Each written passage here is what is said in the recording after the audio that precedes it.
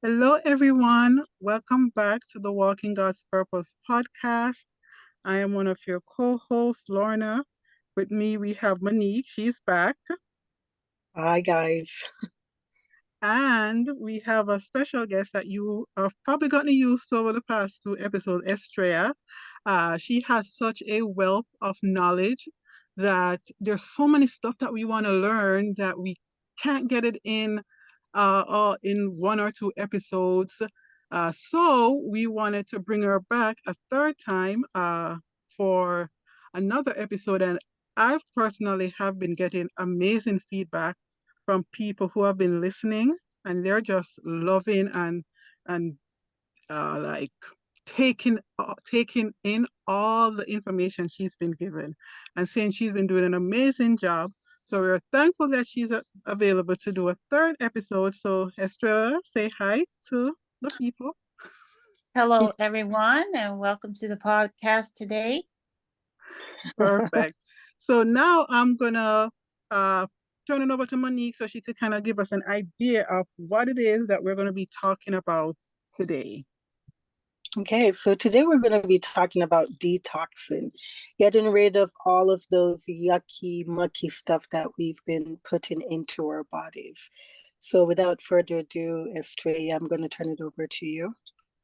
Okay, so what I want to speak about today is detoxing, but in the way of explaining the mechanisms of detoxification, because just like natural medicine is not a one size fit all, detox is also not a one size fit all. So, what I'm going to be sharing today is an overview of detoxing and speaking of the organs of the body that actually are or were designed to detox your body. So, I want to get right into it. So, understanding the mechanisms of detoxification, I want to define what detoxing is. It's, if you think of it in the aspect of a noun, it's a process or period of time in which someone would abstain or get rid of toxins out of the body, unhealthy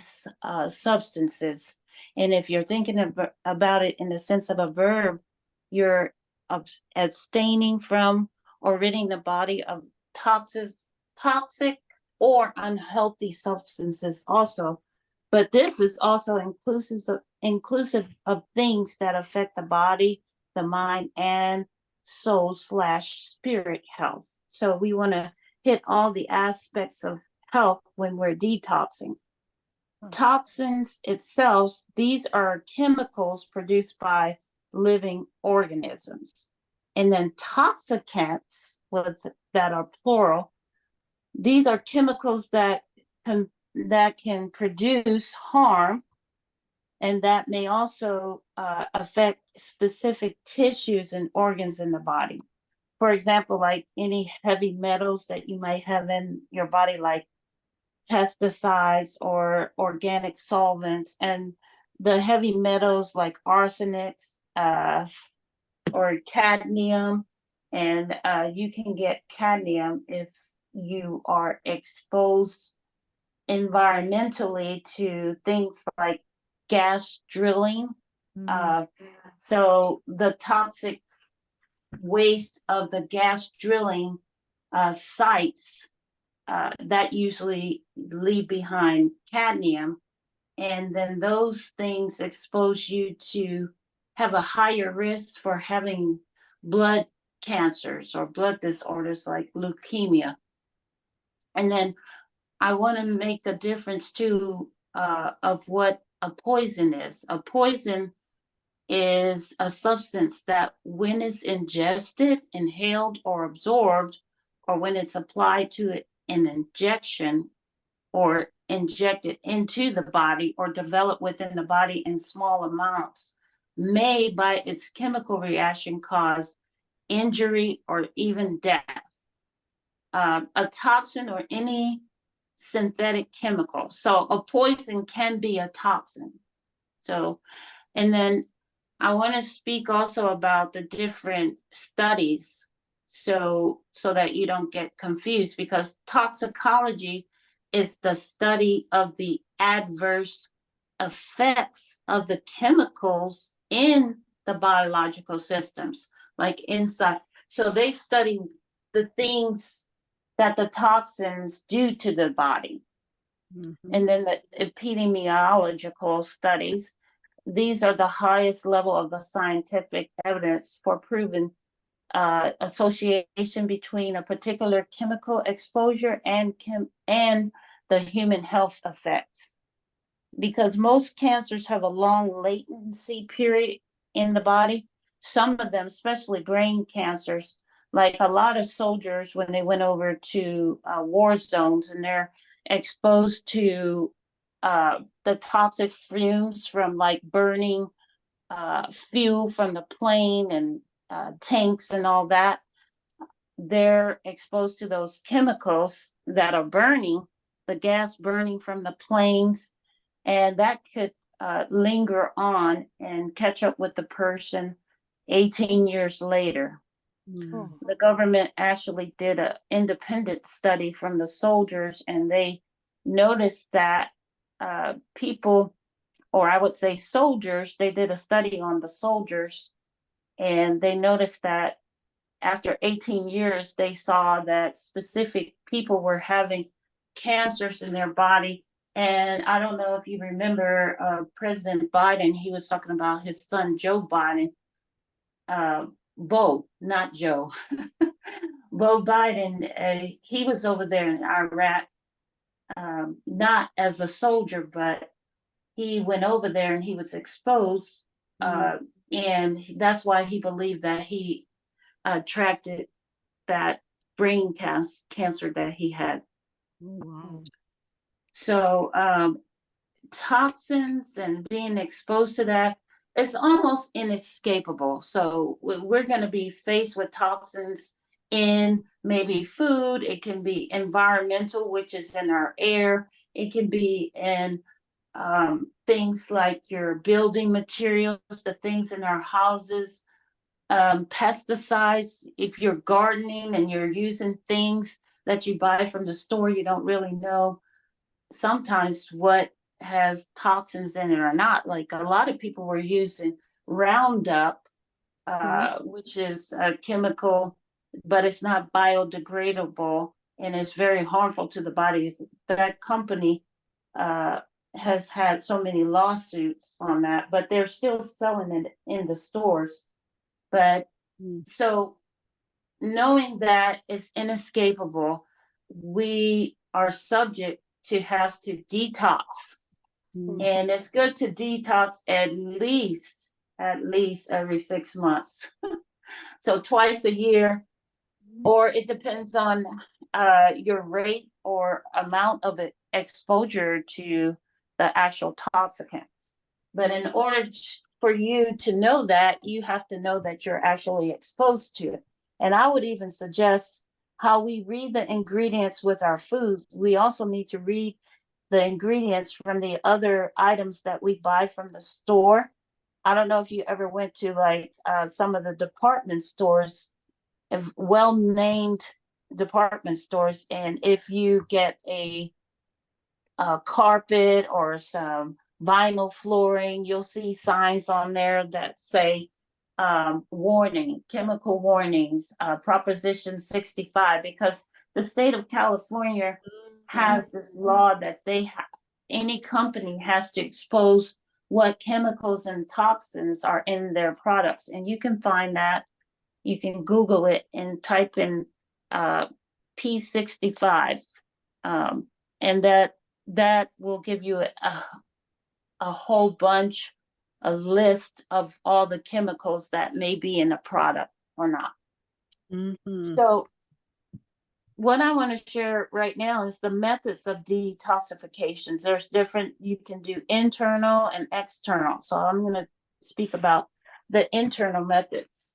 So this also, as we spoke in previous podcasts about the order of healing. So the first order of healing is to remove the things that you're doing to the body or putting in the body that may be causing harm to you. So the internal methods, which includes the remove process, you're eliminating the contaminants. So, and what does this look like? It may look like you reading your shampoo. If you wear makeup, you might want to read the ingredients on your makeup, your deodorants, lotions, and soaps, because they will tell you that by law they're supposed to have the ingredients on there. And some of them have such big words that you probably just need to Google it so that you can see what they actually are.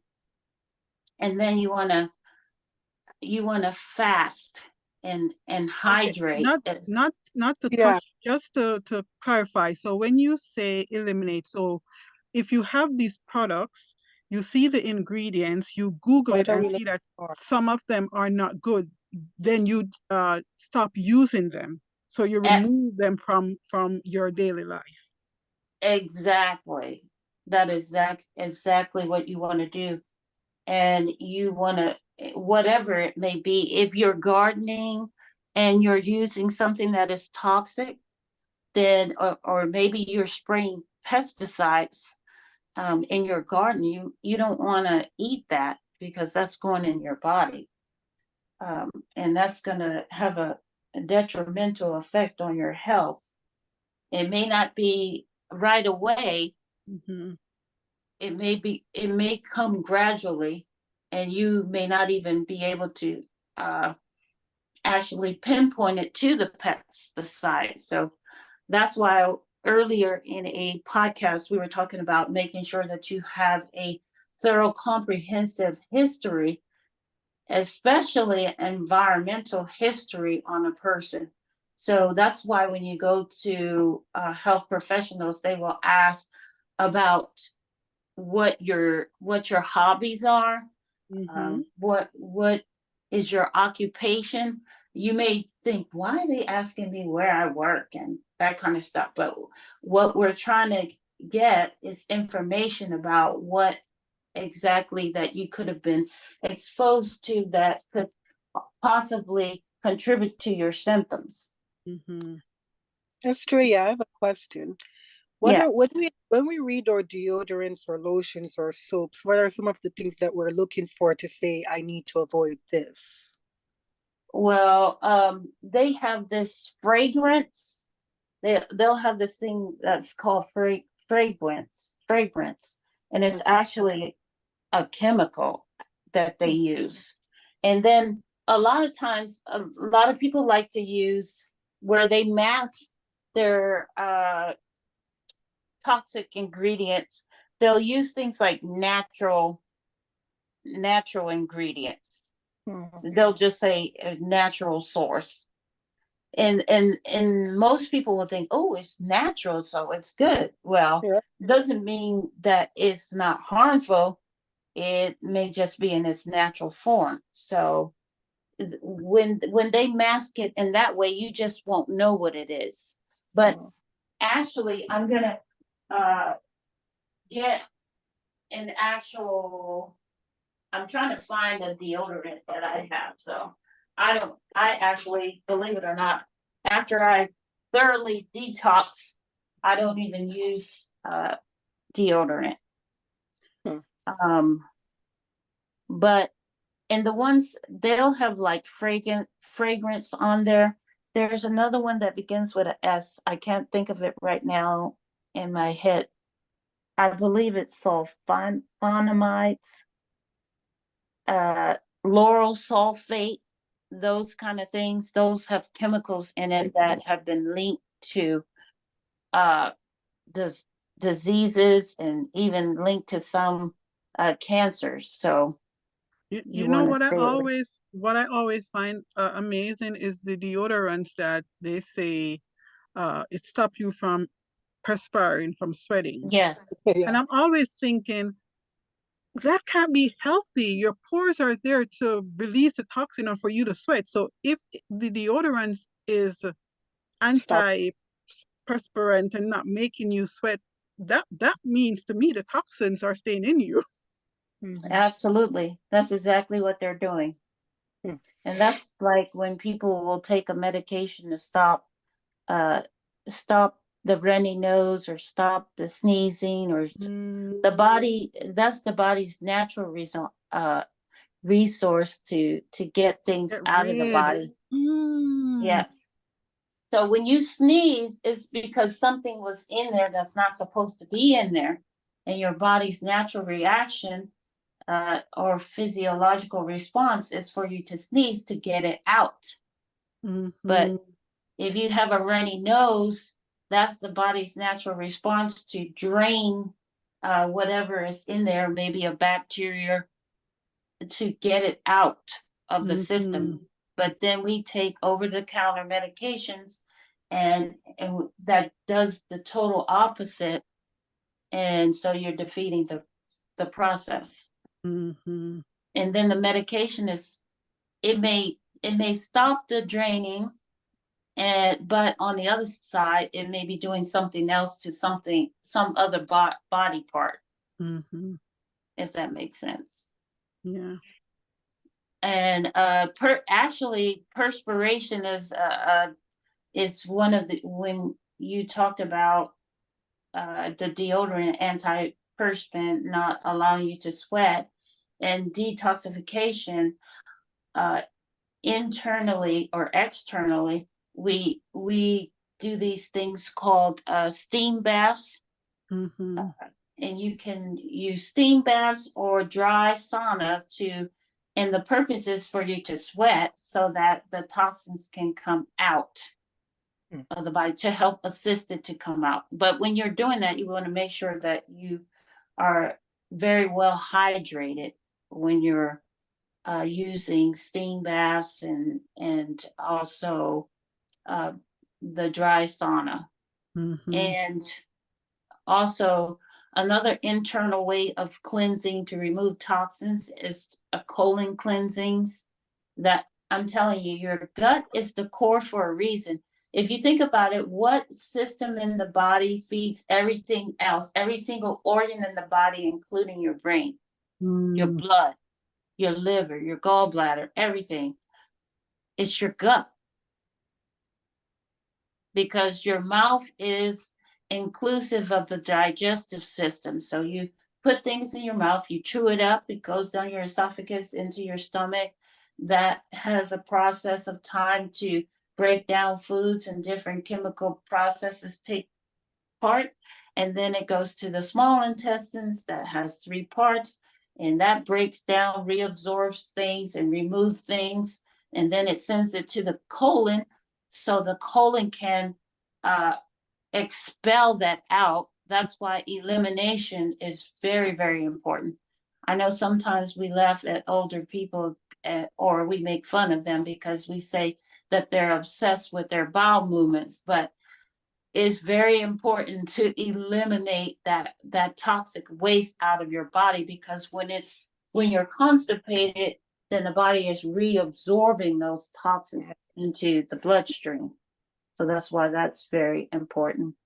And then you have, and other internal methods are detoxification herbs. One moment before you move on to Yes. the herbs, because I am actually currently on a fasting, and this is a water fast. This is day 4, and I've been watching some stuff, and uh, there's so many health benefits from it. And one thing, and I'm not a medical doctor. This is what I see on YouTube from medical doctors.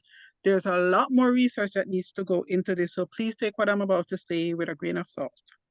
So, and they're saying that we could actually, like preliminary research is showing that we could starve cancer when we fast, because when your body get to, it's a A word, atroph, it's, I don't know how to pronounce it, but basically when your body needs the energy because you're not putting any food in to fuel it, the first thing that it does is take all the abnormal, unhealthy, dysfunctional cell and Yes. use it up for energy. So essentially it has potential to use up those cancer forming cells. Yes. I thought that was very interesting. So, Actually, there's a doctor, Dr. Alan Gohammer. He specializes in detoxing people using a water fast, but it's in a controlled environment with other physicians and medical people, and you go and you stay in his facility, and they will walk you through it. They have all the equipment, and they're monitoring you all the time, so and I have that's another definitely. Go ahead. I have another question as it relates to removal of waste, elimination of waste. Uh, if you are fasting and you're not consuming any food, you're just consuming water, what is the typical expectation for elimination? Well, Are actually, we when still you do expected to that, go once a day or something? if you're hydrating properly, and you're trying to clean out the colon, well, what some people do is that's part of one of the things that I was talking about as well is the salt flush. So that's the fast with water, but it's inclusive of a natural salt Mm-hmm. with the water, because the body has to be balanced when you're detoxing with water. You want to make sure the sodium is controls the extracellular fluids balance, and then the water is keeps the inside balance. So you have in intracellular and extracellular, inside the cell and outside the cell. So the sodium and the water has to be balanced. Mm-hmm. So when you're detoxing, but the salt flush is what they typically use to flush all of the waste out of your body from top to bottom, so to speak, because you're taking it in through your digestive system, through your mouth, you know, and then it comes out at the other end, your elimination site. So, and you'll be amazed that how much you're going to the bathroom, and how much, if you've never done it before, you could probably see all kinds of waste that was adhered to the walls of the colon for such a long time. And if you think about it, when a person goes to have a colonoscopy, I don't know if you ever had one, but what they typically do is give you this formula. Uh, it's called Go Lightly, and it's a ton of electrolytes and things to try to keep your body's fluids within balance. But it's a clear liquid, the big jug of it. It's just clear liquid. And before you have that procedure, you need to take that water with those minerals in it, so that it will flush out the colon, because when they scope you, they don't want any waste in there. Mm-hmm. And they call it Go Lightly, but in the medical field, we kind of laugh at that, because it says go lightly, but you're actually going heavily. So I have So, but go ahead. I've actually done salt flush. Unfortunately, they're not usually supervised. I just do it. I'm not consulting a doctor. And what I typically do before I do a salt flush, the day before, I'll take a cup of charcoal and then I let that work its magic for the day. And then the next day in the morning, before I consume any food, I'll do my salt flush to flush out the toxins that the uh, charcoal drew Grabbed out. up. Well, also with the charcoal, you have to be careful with the charcoal, because if you're not hydrating properly, you have to, uh, it can also cause you to have constipation. So it's important to hydrate, hydrate, hydrate if you decide to use such a regimen.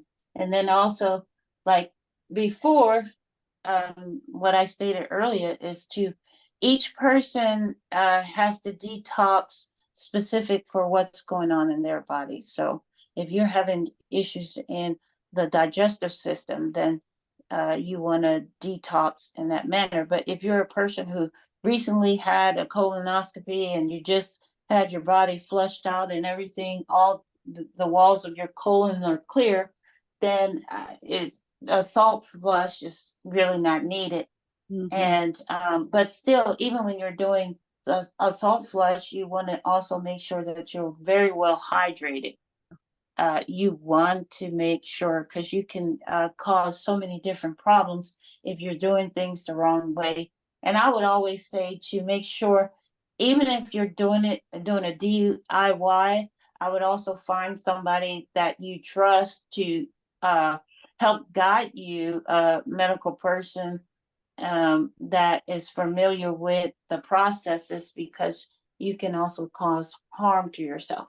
Now, just like naturally when you have surgery, when you go under and you're unconscious, and then everything is slowed down when you're unconscious naturally when they put that medication in your body, so that when you come out of surgery, that's why one of the things that we look for when a patient is going away from surgery is we want to make sure they have a bowel movement before they can go, or is they also, before you even come out of the recovery room, you have to be able to urinate before you are moved to a regular room.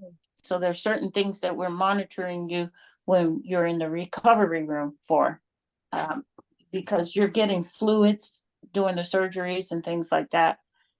And because a lot of people like to detox after they have the surgeries, because they know that they've been injected with all kinds of medications that in their body, and they want to get those out as well.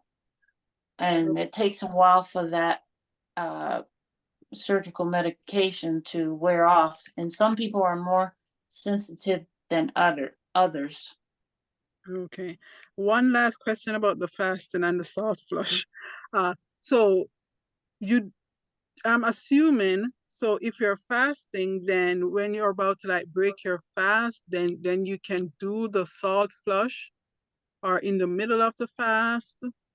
Like at what stage of your fasting would it be best to do the salt flush? Because I'm thinking the end, but that's just me with a non-medical mind. Okay, so typically you do the salt plus flush as a fast. So it's with you fasting, because if you're eating and doing salt flush, that's kind of defeating the purpose, Mm-hmm. because you're trying to flush all of the waste that's maybe adhered to the colon walls. And so if you're continuing to eat and eat and eat, you're just interfering with that process. So typically what a person does is the salt flush is the fast. Well, at least the first 3 days. And then, and you're not doing it all day long. It's once early in the morning before you eat anything.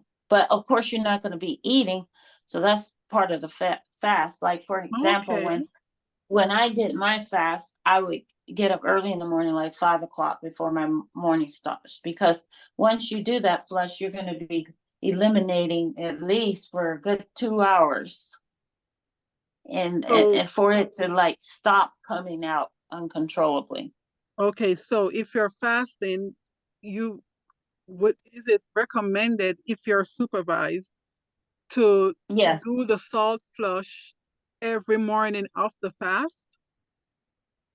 Yeah, but it's not a every morning thing. You got to be very careful. That's why I say it has to be supervised with a medical professional, because you don't want to be doing a soft flush for like 7, 8, 9, 10 days. Yeah, You know no, what I'm that's saying? yeah. No. Typically in 3 days, most people. It depends. If you have a what I call a 7 to 9 month protrusion of your abdomen, if you don't have a liver disease that is causing your stomach to be distended, then typically that's a sign of you having waste and backup in your body. So Okay. so typically You just, each person is different, but Mhm. I start with 3 days when I'm helping other people, is to start with 3 mornings, and you only do it in the morning. And then the rest of the day you are fasting with water only. Okay. So for me, who have gone 4 days, I've not done any flush. I've just been drinking water. Would it be okay to end the, because that's the plan that I was gonna do. End the fast, like when I'm about to break it, to do a flush. That's probably something I would speak with you in private, but because I have to get more information Okay. about the specifics. But typically, no, we don't do the salt flush at the end. Oh, It's so done it in the should the beginning. Oh, beginning, because the whole purpose of the salt flush is to flush out the waste that's on the colon. and then Some do people the do fast. Okay. enemas, some people do high enemas, uh, and with distilled water to help get waste, to loosen the waste that's adhered to the colon. So yeah, it's definitely something that is specific to the person. So I wouldn't try it at home by yourself. I would definitely get somebody to guide you through it. And you have to be very careful also when you're getting off fast. You want to make sure that your electrolytes are in balance, because too little and doing the salt flush, and you you can get imbalances with your sodium and potassium, Mm. and which it could be a dangerous thing for some people. And because if the sodium is too low or too high, that can cause different things. And also, if the potassium is too low or too high, that can cause cardiac arrhythmias and things like that. Calcium, too low of a calcium can even lead to seizures. So you want to make sure you're being monitored effectively. So Mm. Well, Estra, this has been very informative. I'm going to ask if you can come back and do a part two to finish up this detox episode, this detox information, okay. because we are running out of time. I did not know I would have so much question, but this is so informative. So we would love for you to come back and do a part two of uh, detoxing. Okay. Because this is so Yes. important. We need enough time to really get into it. Yes. Uh, Monique, do you have any last questions? Well, one of my questions she answered because I wanted to know the specified time period for these fasting and hydration. What's the smallest amount of time that we must for it to be effective? And what's the longest period of time before it start borderline? Being unhealthy. Yeah. And I think it was 3 days. That's the optimal time, Estrella. Is that correct? That's what I start out with. But like I said, each person is different, and you really want to listen to your body. You Mhm. really want to listen. You want to pay attention to your body. If your body is telling you to stop, stop. Mm. Hmm. And like I was saying, but that's why it's important to be supervised, because Yes. you want to be taking your vital signs and things like that. And um you you want to make sure that you're hydrating and that you're getting enough of your electrolytes in the body, and not taking things like Gatorade and things like that. But uh, I like to use coconut water with people to make sure, because that's natural. It's a natural Mm. hydrator, and it has all the things in it that you need to hydrate the body. Hmm. That's a good idea. Well, So Yeah. we I'm could looking forward fast. to. Okay, sorry, go ahead. No, I'm sorry. So we can, with the water fast, we can also use coconut water with the water, with the plain water. Yes. That's an Yes, idea. Thank you. I'm going to start doing that. yes. Okay, But Monique. go ahead. No, I think Monique had something to say. No, I was just gonna say I'm looking forward to the next video because I'm getting a little bit from her presentation, things of detoxing that I never thought about, like toxic relationship and toxic TV programs. So I'm definitely looking forward to the next episode. So Estrella, you're like family right now. You're Yes. pretty much the third member of our Um, group, and we hopefully people won't get tired of me. No, oh they're no not. no Trust me, not with I've been this getting useful amazing info. feedback. Yeah.